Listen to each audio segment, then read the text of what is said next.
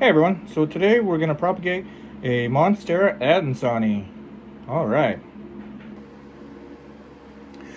So when you're trying to find a good spot to cut your vine to use for propagating, you want to have at least 2 to 3 leaves per cutting. So your cutting can actually focus on developing some roots and not just focus all its energy on all the leaves and all the photosynthesizing it'll do. So you want to find a node on your vine. So right here, got a nice node. So I'm going to make a cutting right about there. So here we got our cutting here.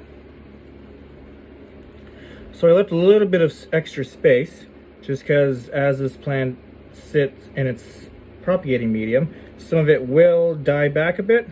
So I just made sure there's enough there so it doesn't actually start rotting into the actual node where we need the roots to grow. So we're going to do this in sphagnum. I'm going to container of sphagnum here. And stick that into my nice little glass beer tasting container.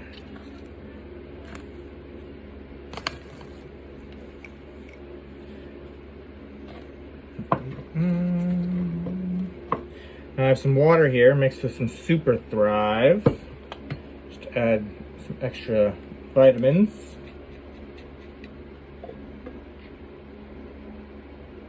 A couple drops. So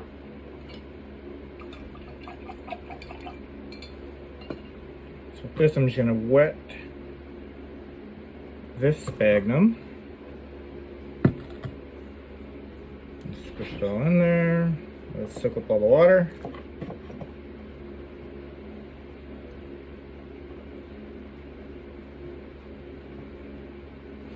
There's a little bit of excess water in there, but it'll get soaked up with the rest of the sphagnum we put in there. So in this case, I'm going to dip the node into a rooting hormone powder. You could also propagate this in just a container of water, which I have a few of those too, but in this case we're going to do sphagnum because I like to experiment with different propagating mediums. Now we're going to take the rest of this sphagnum, stick it in.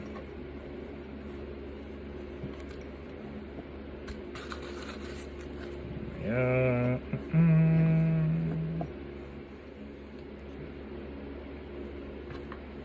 So I've got all my sphagnum in here. I'm going to make a little hole in the center.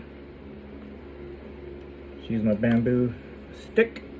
And I'm going to take our nicely dipped cutting. I'm going to shake off all the excess hormone. And I'm going to slide it right into the center. We're going to make sure our node is buried in the sphagnum. And add a little bit more of the Super Thrive water.